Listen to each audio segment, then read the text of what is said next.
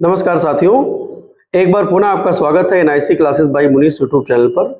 जैसा कि 10 प्रश्नों की श्रृंखला जो कि सामान्य अध्ययन से संबंधित है वो हम लेकर के आते हैं आपके लिए, और वह श्रृंखला विभिन्न आयोगों के पाठ्यक्रम को देखकर बनाई गई है। बहुत सारी परीक्षा कराने वाली संस्थाओं के पाठ्यक्रम को देखा गया है और बहुत सारे प्रीवियस ईयर के पेपर को देख करके हमारी टीम ने आपके लिए तैयार किया हुआ है। बिना देरी किए हुए आज की श्रृंखला का पहला प्रश्न आपके सामने है। पहला प्रश्न करंट अफेयर से भी है। करंट अफेयर से बहुत सारे सवाल पूछे जाते हैं और हमारी टीम का प्रयास रहता है कि जो 10 प्रश्नों की हम श्रृंखला लेकर के आए वह संतुलित रूप से तैयार की जाए। तो पहला प्रश्न आपके सामने है, वर्ष 2025 में 59वां ज्ञानपीठ पुरस्कार किसे प्रदान किया गया? 4 विकल्प यहाँ पर आपके सामने दिए गए हैं। पहला विकल्प है विनोद कुमार शुक्ल, दूसरा विकल्प है शशि थरूर, तीसरा विकल्प है मलिनी अवस्थी और चौथा विकल्प है प्रकाश श्रीवास्तव। तो आज के हमारे पहले प्रश्न का जो सही जवाब है, आप गेस कर चुके होंगे इतनी देर में, सही जवाब है विनोद कुमार शुक्ल। विनोद कुमार शुक्ल को साहित्य के क्षेत्र में अभूतपूर्व योगदान देने के लिए वर्ष 2025 में आपको क्रम याद रखना है, 59वां ज्ञानपीठ पुरस्कार प्रदान किया गया है। यह छत्तीसगढ़ राज्य से ताल्लुक रखते हैं, ये भी आपको याद रखना है। दूसरे जो हमारे विकल्प में शशि थरूर जी का वर्णन है, यह पूर्व में भारत के राजनयिक रह चुके हैं, पूर्व में भारत के राजनयिक रह चुके हैं, भारत के राजनयिक और कांग्रेस के नेता भी हैं ये, और संयुक्त राष्ट्र संघ में महासचिव का चुनाव भी ये लड़ चुके हैं, ये भी आपको याद रखना है। मलिनी अवस्थी एक लोक गायिका है, लोक गायिका है और पद्म श्री पुरस्कार प्राप्त कर चुकी हैं, पद्म श्री पुरस्कार विजेता है, ये भी आपको याद रखना है। और प्रकाश श्रीवास्तव वर्तमान समय में एनजीटी के अध्यक्ष है, अर्थात राष्ट्रीय हरित न्यायाधिकरण या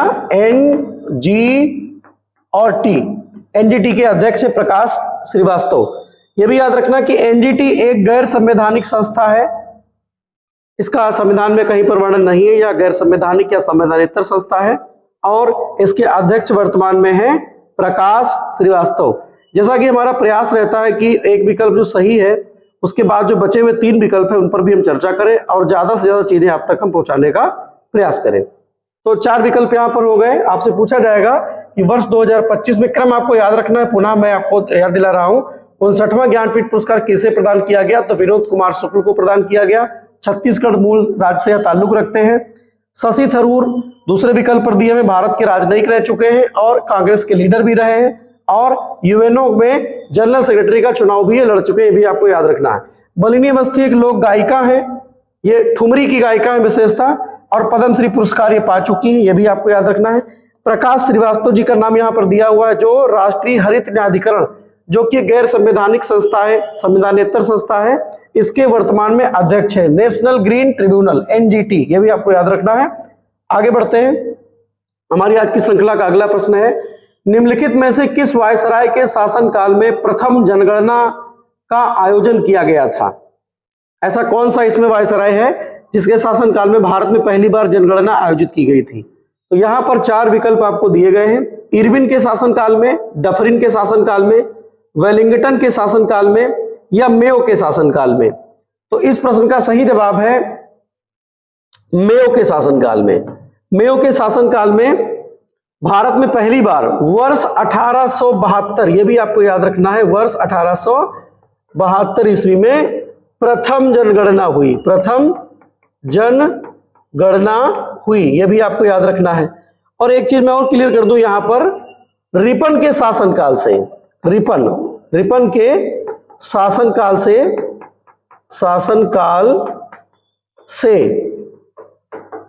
भारत में नियमित, ये भी आपको याद रखना है, नियमित और दशकीय जनगणना, 10 की जनगणना, 10 की जनगणना प्रारंभ हुई थी, यह भी आपको याद रखना है। आगे बढ़ते हैं, इरविन के शासनकाल में क्या हुआ? तो 5 मार्च, तारीख आपको याद रखनी है, 5 मार्च 1931 ईस्वी को वायसराय इरविन और महात्मा गांधी के मध्य समझौता हुआ था। एक समझौता हुआ था जिसे कहा जाता है गांधी इरविन समझौता। डफरिन के शासनकाल में भारतीय राष्ट्रीय कांग्रेस की स्थापना हुई थी। भारतीय राष्ट्रीय कांग्रेस की स्थापना 1885 ईस्वी में हुई थी, यह भी आपको याद रखना है। आगे बढ़ते हैं, जो कि आज की श्रृंखला का हमारा अगला प्रश्न है। अगला प्रश्न, निम्नलिखित में से किस राष्ट्रपति के शासनकाल में पहली बार अनुच्छेद 352 के तहत राष्ट्रीय आपातकाल की उद्घोषणा की गई थी? हमारे संविधान निर्माताओं ने 2 प्रकार की व्यवस्था हमें दे रखी है, शांति काल में देश कैसे चलेगा और आपातकाल आने पर देश की व्यवस्था को कैसे चलाया जाएगा। तो हमारे संविधान में स्पष्टतः आपातकालीन शक्तियों का उल्लेख भी किया गया है। प्रश्न वहीं से बना हुआ है कि पहली बार अनुच्छेद 352 के तहत राष्ट्रीय आपातकाल की घोषणा किस राष्ट्रपति के शासनकाल में की गई? 4 विकल्प यहां पर आपके सामने हैं। पहला विकल्प है सर्वपल्ली राधाकृष्णन, दूसरा विकल्प है डॉक्टर राजेंद्र प्रसाद, और तीसरा विकल्प है जाकिर हुसैन, और चौथा और अंतिम विकल्प है वराह वेंकट गिरी। कहीं पर बीवी गिरी भी लिखा मिलता है। तो हमारे इस प्रश्न का सही जवाब है सर्वपल्ली राधाकृष्णन। सर्वपल्ली राधाकृष्णन जी के शासनकाल में पहली बार अनुच्छेद 352 अर्थात राष्ट्रीय आपात की घोषणा भारत में की गई। राष्ट्रीय आपात की घोषणा भारत के राष्ट्रपति के द्वारा ही की जाती है, या आपातकालीन प्रावधान जितने संविधान में दिए गए हैं उनकी उद्घोषणा का अधिकार महामहिम राष्ट्रपति के पास ही दिया गया, ऐसा संविधान में उल्लिखित है। यहां पर हम बचे हुए विकल्पों पर भी चर्चा करेंगे। सर्वपल्ली राधाकृष्णन भारत के दूसरे राष्ट्रपति थे, क्रम में, व्यक्ति के क्रम में भारत के दूसरे राष्ट्रपति थे ये राष्ट्रपति, और प्रथम उपराष्ट्रपति थे, यह भी आपको याद रखना है। व्यक्ति के क्रम में, यह भी याद रखना, मैं यहां पर जो भी वर्णन दे रहा हूं व्यक्ति के क्रम में, यह भी याद रखना है। डॉक्टर राजेंद्र प्रसाद भारत के प्रथम राष्ट्रपति थे, भारत के प्रथम राष्ट्रपति थे, यह भी याद रखना है। जाकिर हुसैन भारत के व्यक्ति के क्रम में तीसरे राष्ट्रपति थे, भारत के तीसरे राष्ट्रपति थे, यह भी आपको याद रखना है। वराह वेंकट गिरी या वीवी गिरी भारत के व्यक्ति के क्रम में चौथे राष्ट्रपति थे,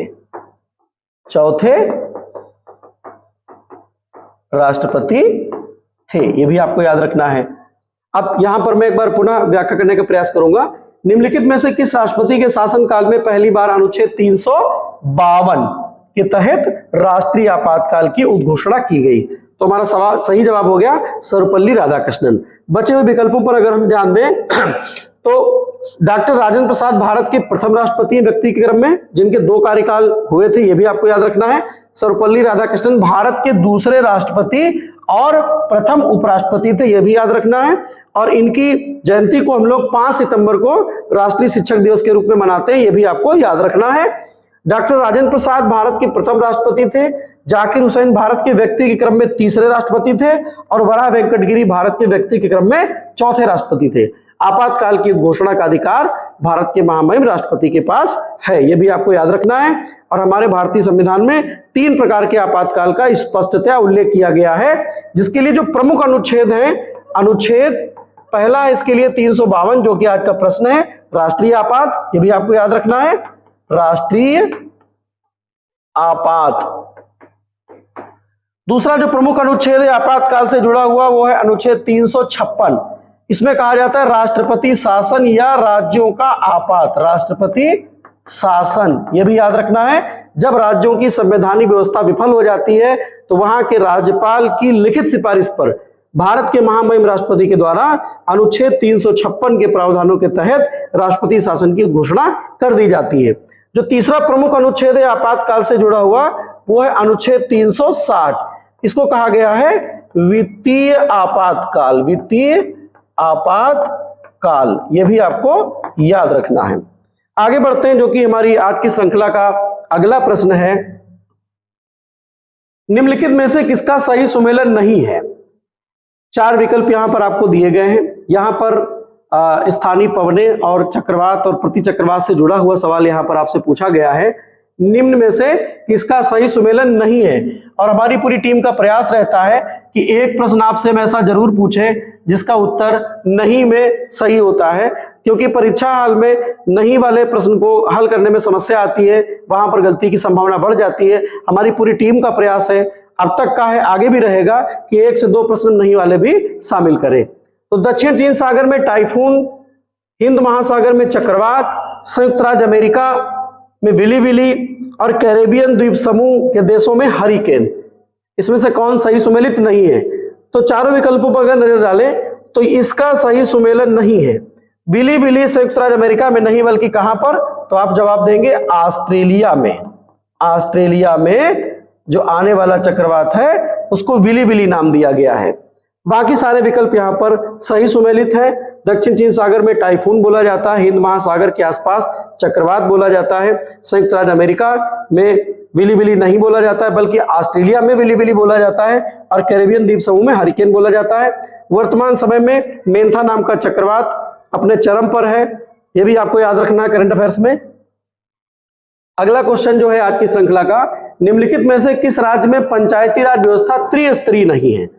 संयोग से दूसरा प्रश्न जो हमारी टेस्ट सीरीज का है उसमें भी नहीं है दिया हुआ। पहला एक प्रश्न हम लोग हल कर चुके हैं और यहाँ पर नहीं वाले क्रम का दूसरा प्रश्न यह है, निम्नलिखित में से किस राज्य में पंचायती राज व्यवस्था त्रिस्तरीय नहीं है। पंचायती राज व्यवस्था के 3 स्तर हमारे देश में अपनाए गए हैं, लेकिन इनमें से कोई एक राज्य ऐसा है जहां पर त्रिस्तरीय व्यवस्था नहीं है, बल्कि 4 स्तरीय व्यवस्था है। 4 विकल्प यहां पर आपके सामने हैं, पश्चिम बंगाल, बिहार, उत्तर प्रदेश और राजस्थान। तो इस प्रश्न का सही जवाब है पश्चिम बंगाल।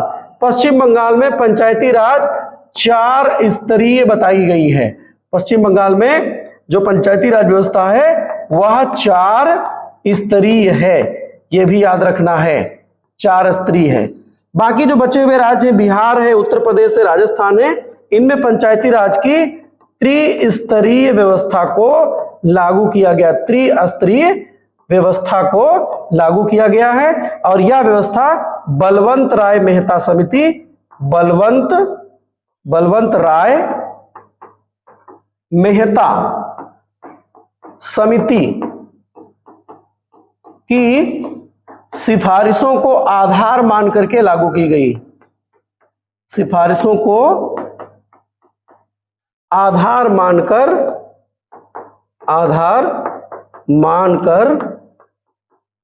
लागू की गई थी, यह भी आपको याद रखना है। बलवंत राय मेहता गुजरात के पूर्व मुख्यमंत्री रह चुके हैं, यह भी आपको याद रखना है। और त्रिस्तरीय व्यवस्था को अपनाया गया है। पहला सोपान है ग्राम पंचायत, दूसरा क्षेत्र पंचायत और तीसरा है जिला पंचायत, यह भी आपको याद रखना है। आगे बढ़ते हैं, हमारी आज की श्रृंखला का अगला प्रश्न है, इफ्को अपना पहला विदेशी नैनो यूरिया संयंत्र कहां स्थापित करेगा। इफ्को जो कि उर्वरक की बहुत बड़ी एक हमारी कंपनी है, उसके बहुत सारे संयंत्र लगे हुए हैं। हमारे उत्तर प्रदेश में आंवला, बरेली जनपद में एक संयंत्र लगा हुआ है, फूलपुर में एक संयंत्र लगा हुआ है, यह भी आपको याद रखना है।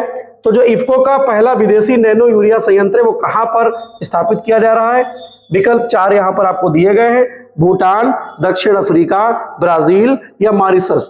तो इस प्रश्न का सही जवाब है ब्राजील। ब्राजील में इफ्को नैनो यूरिया संयंत्र लगा रहा है। यह भी आपको याद रखना है कि भारत विश्व का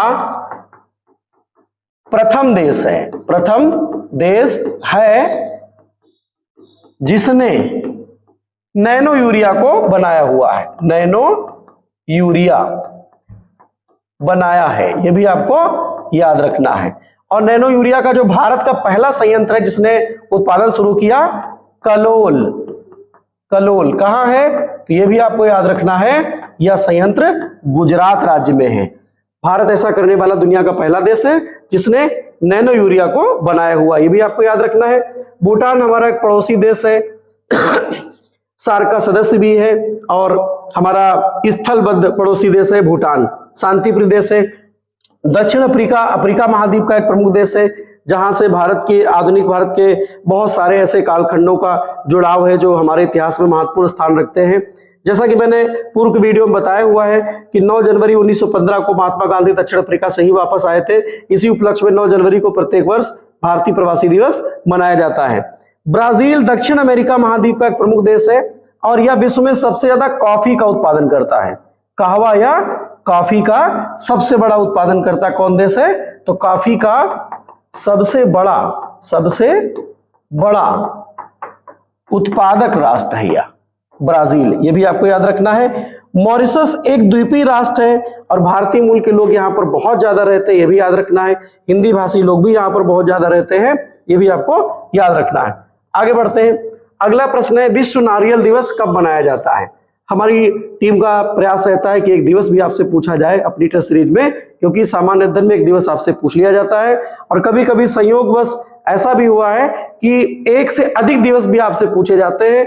एक तरफ सूची दी होती है, तिथि दी होती है, दूसरी तरफ दिवस दिया होता है और सुमेलित करने वाला सवाल भी पूछा जाता है। तो हमारा प्रयास है अगर ऐसा प्रश्न आपसे पूछा जाए भविष्य में तो आप उसको सही करके आए। तो विश्व नारियल दिवस कब मनाया जाता है, 2 सितंबर, 14 सितंबर, 10 सितंबर और 5 सितंबर। 4 विकल्प यहाँ पर दिए गए हैं। तो इस प्रश्न का सही जवाब है 2 सितंबर। 2 सितंबर को विश्व नारियल दिवस मनाया जाता है, जैसा कि आज का प्रश्न है। 2 सितंबर को विश्व नारियल दिवस मनाया जाता है। 14 सितंबर को राष्ट्रीय हिंदी दिवस मनाया जाता है, यह भी आपको याद रखना, राष्ट्रीय हिंदी दिवस मनाया जाता है। 10 सितंबर को विश्व आत्महत्या रोकथाम दिवस मनाया जाता है, विश्व आत्महत्या रोकथाम दिवस मनाया जाता है।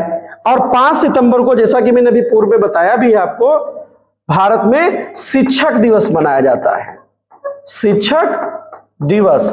आपसे पूछा जा सकता है क्यों मनाया जाता है, तो आप बताएंगे भारत के प्रथम उपराष्ट्रपति, भारत के प्रथम उपराष्ट्रपति और दूसरे राष्ट्रपति, जैसा कि मैं अभी पूर्व में बता भी चुका हूं आपको, दूसरे राष्ट्रपति सर्वपल्ली राधाकृष्णन, डॉक्टर सर्वपल्ली राधाकृष्णन की जयंती के उपलक्ष्य में।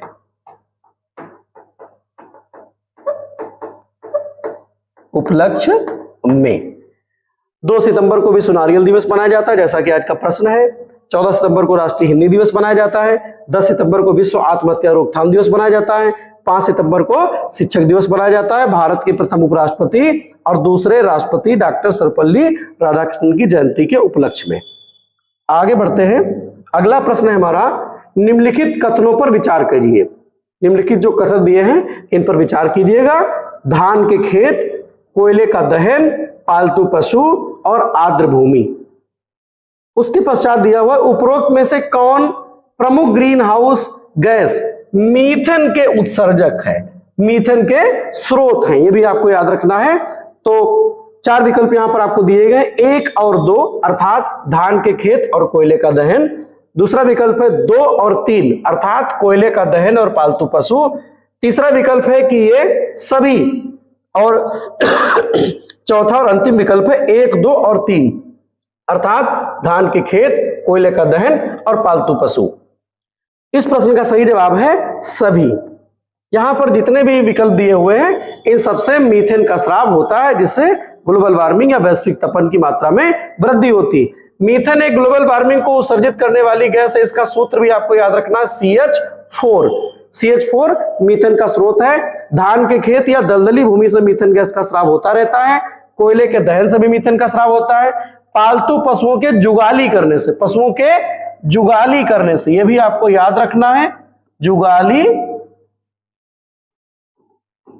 पशुओं के जुगाली करने से मीथेन का स्राव होता है, मीथेन का उत्सर्जन होता है या स्राव होता है, याद रखना है आपको। तो यहां पर सारे विकल्प सही हो गए। मीथेन का सूत्र भी आपको पता चल गया, याद रखना है CH4। यह ग्लोबल वार्मिंग को बढ़ाने वाली प्रमुख गैस है। आगे बढ़ते हैं, अगला प्रश्न है, निम्नलिखित में से किसका परमाणुवीय ईंधन के रूप में प्रयोग नहीं किया जाता है? परमाणु ऊर्जा के रूप में, ईंधन के रूप में इनमें से किसका प्रयोग नहीं किया जाता, यह भी आपको याद रखना है। परमाणु ऊर्जा का प्रयोग दो तरीके से किया जाता है, एक सैन्य, एक गैर सैन्य। सैन्य प्रयोग में उससे परमाणु बम बनाया जाता है, मिसाइलें बनाई जाती हैं, जो कि मानवता के लिए घातक हैं। और ऐसा द्वितीय विश्व युद्ध में साबित भी हो चुका है, क्योंकि अमेरिका ने जापान के दो बड़े शहरों पर, दो गैर राजधानी शहरों पर, हिरोशिमा और नागासाकी पर बहुत बड़ा एक मानवीय मतलब विभीषिका के तौर पर हमला किया था, जिससे अपार जनधन की हानि हुई थी और उसके दुष्परिणाम वहां पर आज भी देखे जा सकते हैं। अगर हम बात करें गैर सैन्य की, तो गैर सैन्य में विद्युत उत्पादन में इसका प्रमुख रूप से प्रयोग किया जाता है परमाणु ईंधन का। तो इनमें से किसका प्रयोग नहीं किया जाता है? तो प्लूटोनियम पहला विकल्प है, थोरियम और यूरेनियम और लेड। तो इसमें से किसका प्रयोग नहीं किया जाता? तो सही जवाब है लेड का। लेड का प्रयोग नहीं किया जाता है, भी याद रखना है। प्लूटोनियम का प्रयोग किया जाता है, थोरियम का किया जाता है और सबसे ज्यादा यूरेनियम का किया जाता है, यह भी आपको याद रखना है। हमारी आज की श्रृंखला का अंतिम प्रश्न है, तमिलनाडु व आंध्र प्रदेश के तट का नाम क्या है? अगर हम बात करें तो भारत में पश्चिमी घाट और पूर्वी घाट दो तरफ से, पश्चिमी घाट की तरफ से अरब सागर और पूर्वी घाट की तरफ से बंगाल की खाड़ी जल राशि के रूप में विद्यमान है। तो यहां पर पूछा गया है कि तमिलनाडु व आंध्र प्रदेश के तट का नाम क्या है? पहला विकल्प है उत्तरी सरकार, दूसरा है कोरोमंडल, तीसरा है मालाबार और चौथा है कोंकण। तो इस प्रश्न का सही जवाब है कोरोमंडल। कोरोमंडल तट जो है वह तमिलनाडु और आंध्र प्रदेश को मिलकर के बनता है और यहाँ पर एक बहुत बड़ी जल राशि है बंगाल की खाड़ी, जो कि पूरब की तरफ स्थित है। इसको पूर्वी घाट भी कहते हैं। इस प्रश्न की व्याख्या देखेंगे। उत्तरी सरकार जो उड़ीसा का भाग है उसको कहा जाता है, उड़ीसा का जो भाग है उसको उत्तरी सरकार कहा जाता है। कोरोमंडल में कौन कौन आ जाएगा, जैसा कि प्रश्न यहाँ पर दिया हुआ है, तमिलनाडु और आंध्र प्रदेश, तमिलनाडु और आंध्र प्रदेश, ये आपको याद रखना है। मालाबार में कौन आएगा? तो केरल आएगा, ये याद रखना है। और कोंकण में कौन आएगा? तो गोवा आएगा, ये भी आपको याद रखना है। और ये जो तीन यहां पर विकल्प दिए हुए हैं, उड़ीसा, तमिलनाडु, आंध्रा, ये सब पूर्वी घाट पर स्थित है। कहां स्थित है? पूर्वी घाट पर, यह भी याद रखना है। और यहां पर जल राशि कौन है? तो बंगाल की खाड़ी, बंगाल की खाड़ी विद्यमान है, यह भी आपको याद रखना है। और जो हमारे बचे हुए केरल और गोवा है, जैसा कि मालाबार और कोंकण तक दिया हुआ है, ये कहां पर है? तो ये पश्चिमी घाट की तरफ है, ये पश्चिमी घाट पर स्थित है। ठीक है, पश्चिमी घाट पर स्थित है। और यहां पर जल राशि कौन सी है? तो आपको याद रखना है अरब सागर, ये भी याद रखना है। आज की श्रृंखला हमारी कैसी लगी आपको? आप हमें कमेंट के माध्यम से बताते रहिएगा। बहुत सारे लोग हमारे चैनल से जुड़ रहे हैं, जो जुड़ चुके हैं, जो जुड़ने वाले हैं, आप सभी का एक बार मैं पुनः आभार व्यक्त करता हूं। अपने सुझाव हमें देते रहिएगा और हमारी पूरी टीम आपके सुझाव पर नजर बनाए हुए है। धन्यवाद।